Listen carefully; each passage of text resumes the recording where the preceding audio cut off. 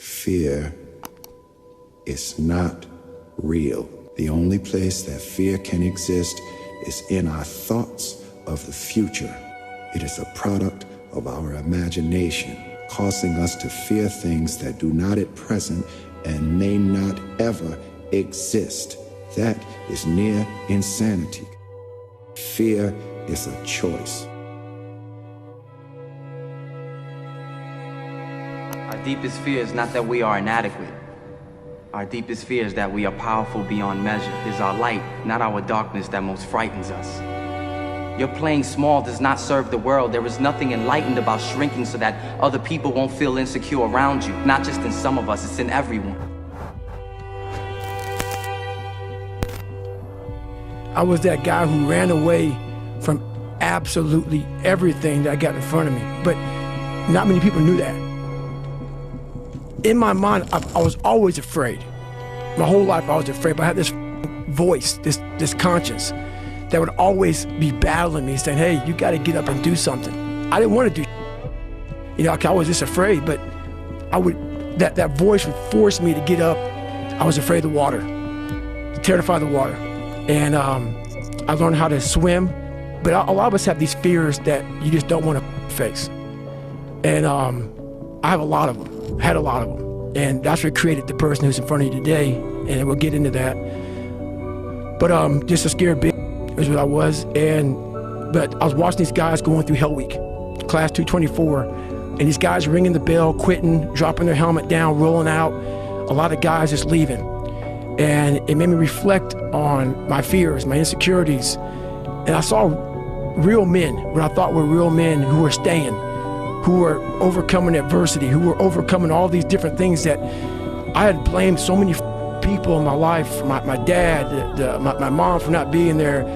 And so I sat there for a while and I was like, man, I got it. No one's gonna come to help me. No one's gonna come to help me. It's me against me, period. And so I had to man up, and I said, the first thing I gotta start doing is facing every fear I have, no matter what it is, man. And these things would keep me up at night. No one, people who are hearing this, they will never really understand and grasp when you face these things and so many things, how they keep you up and haunt you at night. You can either live your dreams or live your fears. And I think the majority of people actually are not living their dreams, but are living their fears. So I want to ask you a question. What are your fears? What are you afraid of? What are you scared of?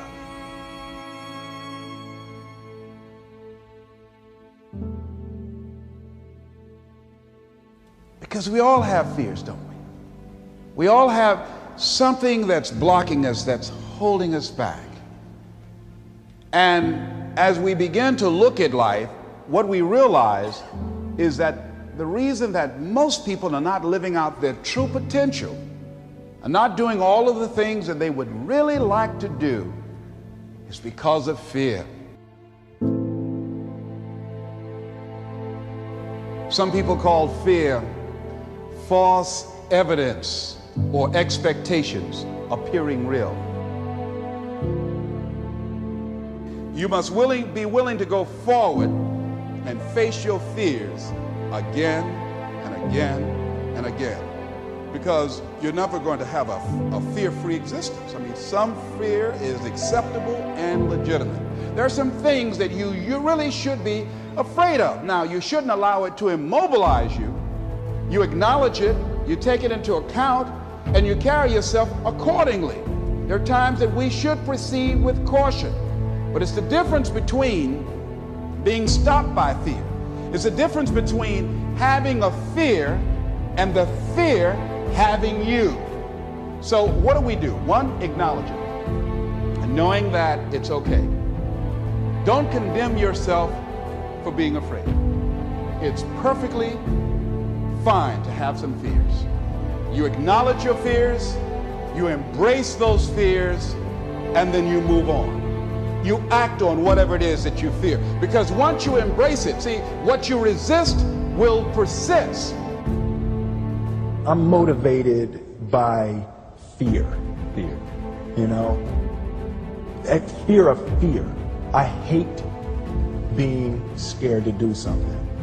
And I think what developed in my early days was the attitude that I started attacking things that I was scared of. You can't be scared to die for the truth. The truth is the only thing that's ever going to be constant. How do you eliminate fear from your life? And you know, I don't think you ever do. I think you become courageous.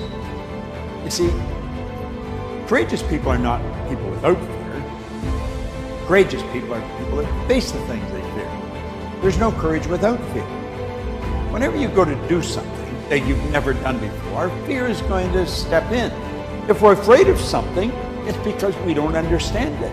Fear is caused by ignorance, the unknown. But when you understand it, you know, fear leaves. Don't permit fear to control your life.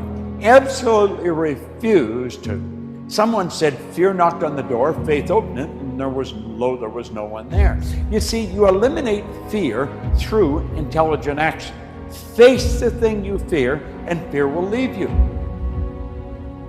Fear is caused by the unknown. If there's something you're afraid of, go study it, understand it. Talk to someone who's a professional in that particular area. But for goodness sake, don't let it control your life anymore. Think of the people that are afraid to go into their own business. They're afraid to move to the place they'd really like to go. They're afraid to ask the girl or the guy for a date. What are they doing? Their life is drying up, it's shrinking. We're only here for a short time. Make it a good time. Get rid of the fear. Face it. If you're afraid of fighting and altercations, go train jiu-jitsu. If you're afraid of heights, work on some rock climbing. If you're afraid of the water, it's time to swim. It's time to surf. It's time to get out there. If you're afraid of pull-ups, if you're afraid of pull-ups, do pull-ups. If you're in squats, do squats. If you're afraid of public speaking, go speak in public. If you're afraid to start a business, start a business. Make it small. And on all these, what you have to do is you have to mitigate the risk and you have to ease yourself into it, but you got to go for it. And eventually you will overcome that fear. But the hard part is you got to take that first step. You got to take that first step to begin to inoculate yourself against the fear of the thing that's in your mind. Because that fear generally is in your mind. What fears am I holding on to? What fears that I'm allowing to imprison me, that's keeping me from breaking out, that's keeping me from living up to my true potential, that's keeping me from really being happy, that's keeping me from having a sense of adventure and excitement in my life? What's keeping me from controlling my destiny? And the majority of the fears that we have are not life or death fears. They're not those kind of fears. But through our imagination, we blow them out of proportion and we give them more power than they actually have or deserve, and we permit them to govern our lives. We permit them to determine how far we can stretch out on our dreams and discovering our stuff. And most people, ladies and gentlemen, have stopped living their dreams because of the lessons they've learned from life or things they've picked up, because we've only been born with two fears: the fear of a loud sound or the fear of falling. And all the other fears are fears we learn, fears we pick up.